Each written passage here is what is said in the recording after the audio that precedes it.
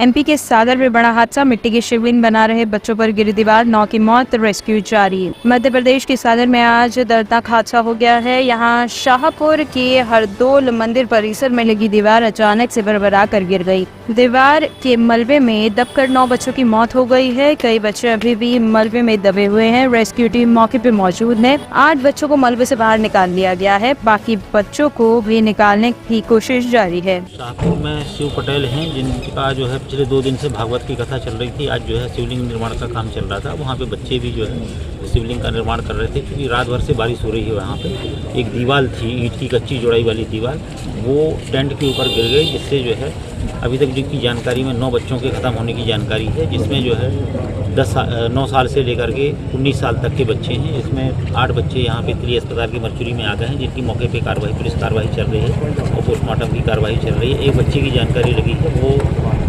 इलाज के लिए उसके परिवार वाले दमोह ले गए थे, उसके भी ख़त्म होने की जानकारी है। पार्थिव शिवलिंग का निर्माण बच्चों के द्वारा किया जा रहा था। एक टेंट में ही सारे बच्चे बैठे हुए थे और चूँकि अतिवृष्टि लगातार बारिश हो रही, तो बारिश के कारण एक दीवार मकान की धंसी और वो टेंट के ऊपर गिरी, जिससे लगभग 2 बच्चों की घटनास्थल में मृत्यु हुई थी। उसके बाद उनको लाया गया और उसमें से 7 बच्चों की मृत्यु और रास्ते में या फिर अस्पताल पहुँचते ही हो गई।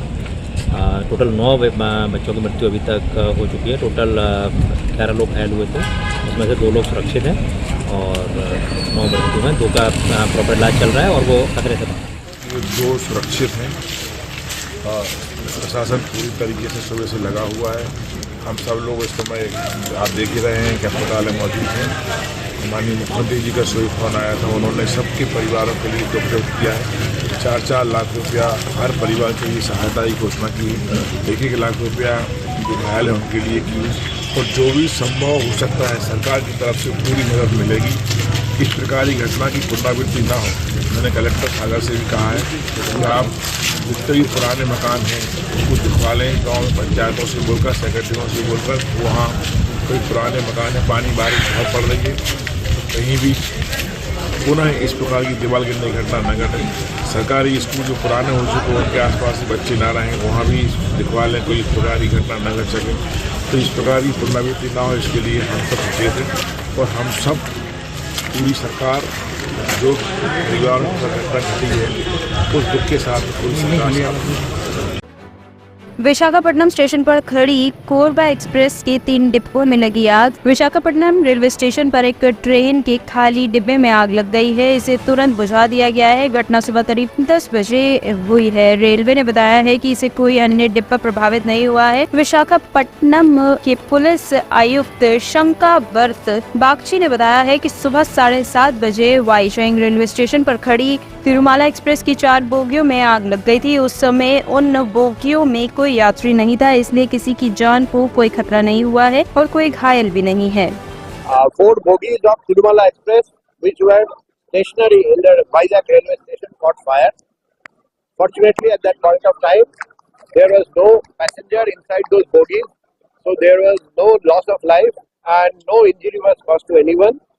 The local fire services authorities immediately responded and the flames were brought under control.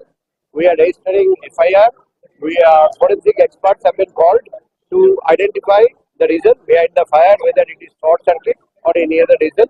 Only after collecting forensic evidence from the scene and examining the forensic evidence, they will be able to give opinion as to the real reason behind the accident. Sir, approximately how many bogies were burned in this accident? 4 bogies bore the brunt. Some were burnt more, some less, but other than these 4 bogies, none other bogie was left. Any suspects were reported? Any suspect? No. No one has reported about any suspect. Right now, we are not suspecting anyone, but it all depends on the outcome of the forensic investigation. If the forensic evidence indicates something, then we will have to think of suspects. As of now, we are not thinking on those lines.